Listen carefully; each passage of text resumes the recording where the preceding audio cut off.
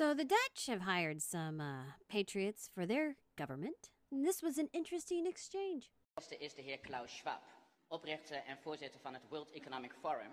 En hij heeft ook een boek geschreven met als pakkende titel COVID-19, The Great Reset. En mijn vraag aan de demissionair minister-president is: hoe beoordeelt hij de inhoud van dit boek? De minister-president. So he asked this question. We never really go over on the question asker, so we'll go over him. He's giving really good eye contact. He's standing very strong, up, shoulders back, head up. So we have some very strong body language from him. And he's asking a very, what some would think is a dangerous question. But not this guy. They clink. Ik ken het boek niet, voorzitter. Maar... Won't even look up. Answers the question, won't look up. Very weak, very snaky. He's wiggling around a lot. Ik zou de heer Vermeijeren willen adviseren om niet...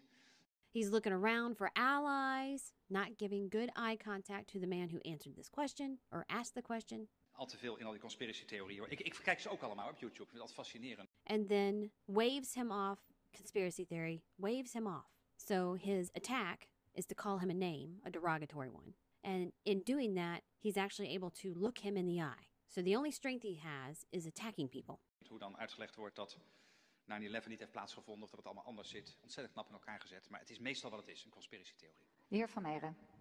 Nou, het verbaast mij dat de eerste vraag die ik aan de heer Rutte stel sinds ik beëdigd ben als Kamerlid direct wordt beantwoord. Dank u wel, maar het verbaast mij dat die eerste vraag direct wordt beantwoord met een leugen.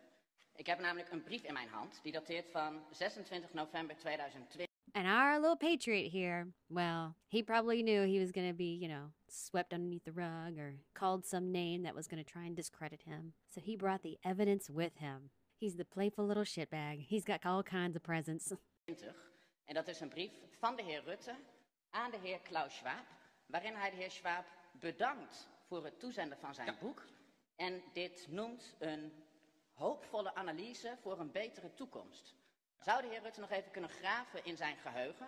Het is nog geen half jaar geleden, dus ik weet niet hoe lang uw herinneringen actief blijven. I like the lady behind him. I don't know if she's got as much balls as he does, or if they clank. But she definitely finds this amusing. I'd have to say, if you're going to look at people, someone who will laugh in this direction as far as corruption, if they laugh at it, it's because that person that's being attacked with the truth isn't their ally or their friend or any kind of affiliation. And those that show embarrassment or want to hide away are probably in league with the one who is corrupt. Maar waarschijnlijk is dit nog wel ergens op te graven. En mijn eerste vraag opnieuw te beantwoorden en nu eerlijk, alstublieft. Nou, het eerlijke antwoord is dat dat een nette brief is. Waarin je helaas niet alle boeken die je toe... So we've got some stuttering. It's coming out in his mouth, but it's the brain that's stuttering. He keeps touching things. He's looking to control something because he's lost control. He's not giving very good eye contact, and he's kind of leaning away. If there was a rock, he'd crawl under it. Toestuurt krijgt van kaft tot kaft kunt lezen, maar wel degene die je toestuurt een vriendelijke brief wil terugsturen. Isn't that so cute? I'm going to lie to you. It's just a polite letter. I'm going to shake my head like really small, and then I'm going to give you a double blink and a smile. Nou, dan zegt de heer Rutte dus eigenlijk dat hij niet heeft gelogen tegen mij, maar tegen de heer. And then our hero. Oh, so now you're saying you didn't lie to me, you lied to Klaus Schwab. So, you're just a liar. Klaus Schwab. Maar laat ik dan hier direct alsnog de vraag stellen. De heer Klaus Schwab, die pleit in zijn boek voor het resetten van onze wereld, om onze nationale parlementaire democratie te vervangen door een globale technocratie. Hij pleit ervoor dat er een einde komt aan privébezit. En de heer Rutte is er kennelijk niet eens van bewust dat hij dit een hoopvolle boodschap voor een betere toekomst heeft genoemd. Hoe is het mogelijk dat de heer Rutte een waardeoordeel hecht aan een boek met een neocommunistische boodschap, terwijl hij dat boek niet eens gelezen heeft? Dank u wel, de minister-president. That's just too funny.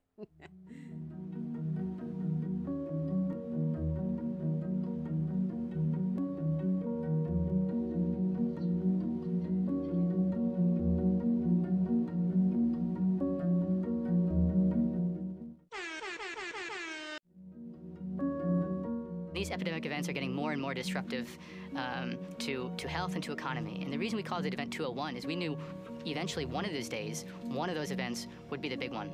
And that big one would really challenge our capacity to respond. And to respond to the big one, we do need to have all hands on deck.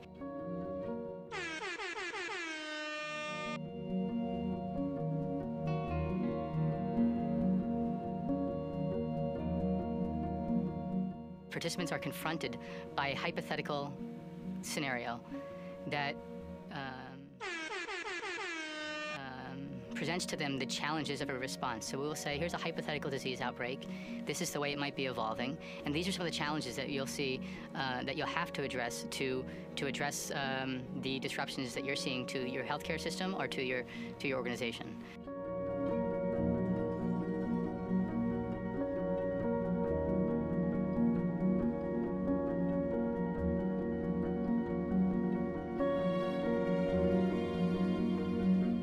All stakeholders realize pretty quickly just how underprepared we are and just how much is possible when we work together.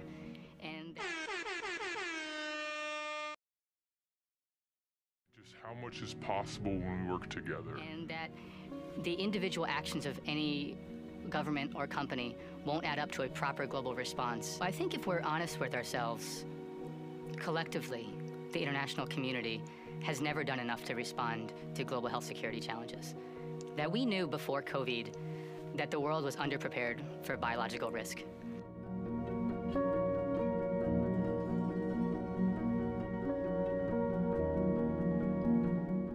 When we walked into the room in New York, if you would have asked, do you think the world is prepared for a pandemic?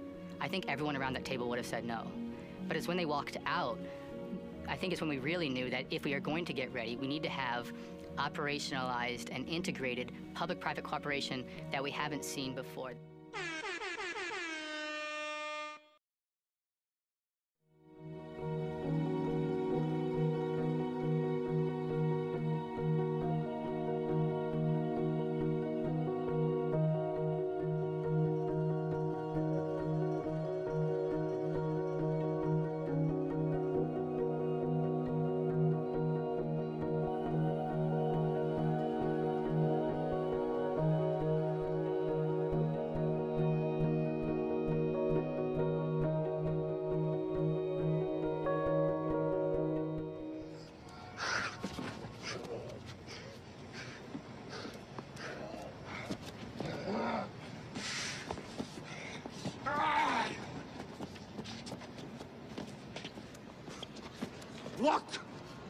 Look at them, they're everywhere!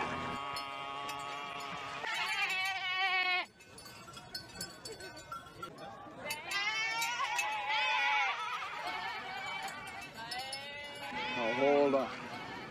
You ain't the first son of a bitch to wake up out of their dream.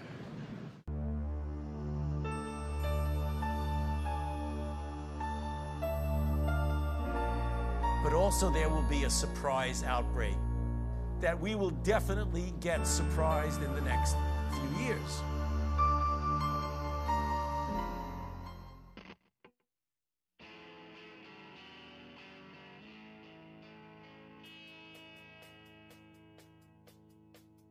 So you're feeling unimportant 'cause you've got nothing to say, and your life is just a ramble. No one understands you anyway. Well, I've got a piece of news, son, that might make you change your mind. Your life is historically meaningful and spans a significant time. Summer will come soon, and you are helping put it to sleep. Side by side we do our share, faithfully assuring that summer will come soon. Well, now do you feel a little better? Lift up your head and walk away, knowing we're all in this together for such a short time anyway. There's just a